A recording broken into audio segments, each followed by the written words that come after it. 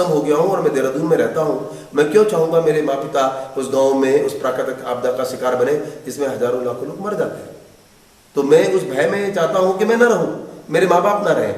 ये चीज़ें, और इससे पहले ये नहीं था, इसलिए नहीं था कि बहुत पहले, मैं 100 साल पहले की बात कर रहा हूँ, 100-150 साल पहले मेरे परिवार का कोई भी सदस्य कहीं और नहीं था, मैं मजबूर था गांव में रहने के लिए, इसलिए मैं वो सारी तैयारियां करता था जो किसी आपदा में आती थी।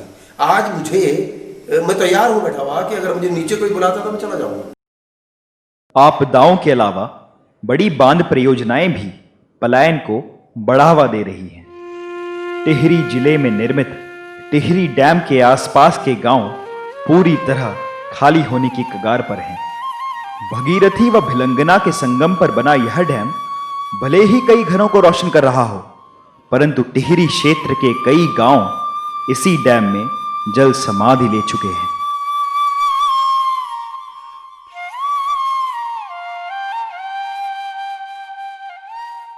उत्तराखंड की पहचान पहाड़ों से है, पर अधिकतर गांव अब तेजी से जनशून्य हो रहे हैं। शहरों की चकाचौंध भरी जिंदगी ने भले ही पहाड़ियों को अपनी जन्मभूमि छोड़ने पर मजबूर कर दिया हो, परंतु कुछ ऐसे लोग भी हैं जिन्होंने अपना पूरा जीवन पहाड़ों के विकास व उत्थान के लिए समर्पित कर दिया। कुछ ऐसे ही प्रेरणा देने वाले लोगों में से एक हैं गरीब क्रांति के जनक पौड़ी के सूला ग्राम निवासी श्री गणेश सिंह गरीब जी। उत्तराखंड में चकबंदी नियम लागू करने को प्रयत्नशील श्री गरीब जी सन 1975 से इसी आंदोलन के पीछे सक्रिय रहे हैं। हम लोगों के दिमाग में थे कि बस बिखरे हुए खेत संगठित हो जाएं। जब एक जगह पर हमारी अपनी सारी जमीन आ जाएगी तो हमारा सारा जो ध्यान है वो एक जगह पर केंद्रित हो जाएगा। जब एक जगह पर ध्यान केंद्रित हो जाएगा तो तब हम उसमें अपनी सोच के अनुसार, अपनी आवश्यकता के अनुसार, अपनी सामर्थ्य के अनुसार, अपनी योग्यता के अनुसार हम उसमें योजना बना पाएंगे। और जब इस तरह हम स्वयं उसमें योजना बनाने की पहल करेंगे तो निश्चित रूप में दिल लगाकर उसमें काम भी करेंगे। तो इस तरह से हम अपना गांव में ही स्वरोजगार करने का काम करेंगे। चकबंदी नियम लागू होने से कई हद तक उत्तराखंड की कृषि समस्याओं का समाधान हो सकता है व रोजगार को बढ़ावा मिल सकता है। गरीब जी की ही तरह गांव में रोजगार अवसर उत्पन्न करने को प्रयत्नशील एक और प्रेरणादायक शख्सियत हैं पौड़ी के इमली मल्ली निवासी श्री SP ममगाई जी। मेरा अपना सोच है कि पहाड़ों से पलायन को रोकने के लिए जो कार्य है वो जन आंदोलन के रूप में होना चाहिए। सिर्फ सरकार के ऊपर हमें नहीं रहना चाहिए कि सरकार करेगी तब हम करेंगे। हमारे जो स्वयं सेवी संगठन हैं, हमारे जो जागरूक नौजवान हैं, हमारे जो जागरूक सीनियर सिटीजन्स हैं, इन सबको मिलके एक आंदोलन का रूप देना होगा कि हमारे पहाड़ों पे रहने वाले लोग उत्तराखंड में जो रह रहे हैं वो अपने गांव में वहीं टिके रह सकें। इस दिशा में ममगाई जी ने काफी सराहनीय कार्य भी किए हैं। हम रिटायर्ड लोग जो हैं, हमने योजना बनाई है कि हम गांव में जाके कुछ दिन अपने गुजारेंगे।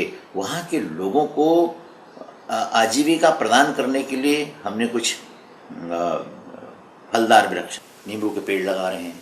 कुछ कैश क्रॉप्स जैसे सब्जियां हैं, मशरूम है, इसको उगाने का प्रयास कर रहे हैं। पैसे तो हम लोग लगा रहे हैं, हमारा एक समूह लगा रहा है, लेकिन काम हम वहीं के लोगों से करवा रहे हैं और उनको जो कुछ प्रोडक्शन होगा उसको उनमें डिस्ट्रीब्यूट कर दिया।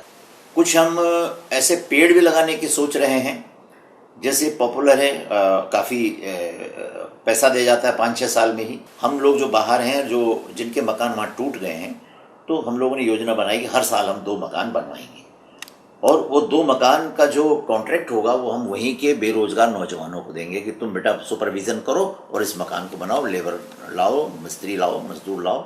इस तरह से हमारी एक ये योजना है। जिन क्रांतिकारियों ने अपने सभी सुख छोड़कर केवल पहाड़ और अपने गांव की चिंता की, आज उन्हीं के मूल गांव भी पलायन का दंश झेल रहे हैं। उत्तराखंड के गांधी की उपाधि से सम्मानित स्वर्गीय श्री इंद्रमणि बडोनी जी का मूल गांव अखोड़ी भी आज मूल सुविधाओं से वंचित है।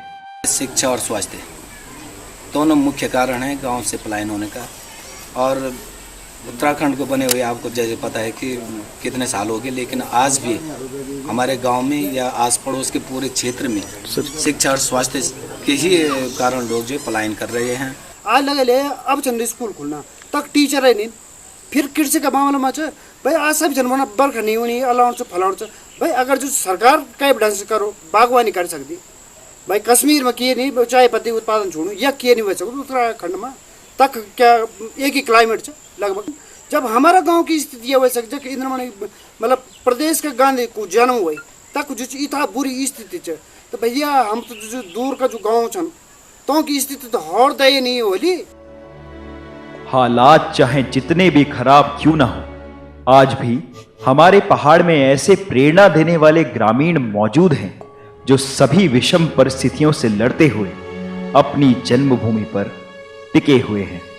उत्तराखंड में जनशून्य हो रहे गांवों की सूची में जल्द ही शामिल होने वाला एक और गांव सिलसौर गांव है। मूल सुविधाओं के अभाव के चलते पूर्णतः खाली हो चुके इस दुर्गम गांव में दिक्का देवी अकेले ही निवास करती हैं। वे हॉस्पिटल भी नहीं दूर से नहीं हॉस्पिटल तो कोई साधन है नहीं ना, ये साधन है की वजह से तो बच्चा लोग गया क्यों जान चाहिए भाई अपन जगह छे नहीं रास्ता साधन है तो सुविधा नहीं गाड़ी बाणी सुविधा नहीं दूर से।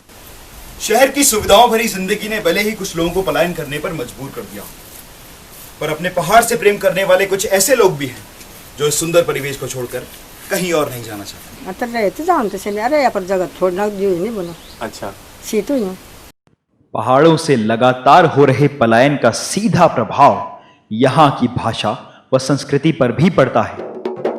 आज पहाड़ी लोग अपनी ही संस्कृति का तिरस्कार कर रहे हैं। पहाड़ी वस्त्र, पहाड़ी भोजन, पहाड़ी बोलचाल, पहाड़ी रीति रिवाज, पहाड़ी वाद्य यंत्र और गीत आज अपनी पहचान खोते जा रहे हैं। पुराना लोग था तो मतलब जो है कि बड़ा बड़ा दास होता मतलब बजे में मतलब हकादी में तो उतर दी दिन तन कि मैं तक होनो मैं यो कोनो सो कोनो, लेकिन आज के डेट में जो सब चीज भूल गया। मैं तो सभी भाई बहनों तो जो भी प्रदेश में बसिया वाला जग भी वाला बस तो तो एक घर आने की वो कनु चाहूँ आग्रह कनु चाहूँ कि भाई तुम अपना घर में आ और अपना संस्कृत है जिंदूरा का जो हमारी परंपराएं हैं उनको रोजगार से जोड़ें। हर प्रदेश ने यही किया, अपनी परंपराओं को रोजगार से जोड़ा, अपनी परंपराओं को आगे बढ़ाया और आज वो आगे बढ़ गया। उत्तराखंड राज्य को पाने के लिए हमारे कई आंदोलनकारियों ने अपना बलिदान दिया, परंतु आज हम अपनी पहाड़ी संस्कृति, भाषा व रीति रिवाजों को भूलकर उनका तिरस्कार कर वेस्टर्न कल्चर की तरफ आगे बढ़ रहे हैं। पलायन की समस्या आज हम सभी उत्तराखंड वासियों के सामने एक बड़ी चुनौती है। अगर पहाड़ों की स्थिति ऐसी ही रही तो वो दिन भी दूर नहीं जब पहाड़ और पहाड़ियों का जिक्र सिर्फ इतिहास बनकर रह जाएगा।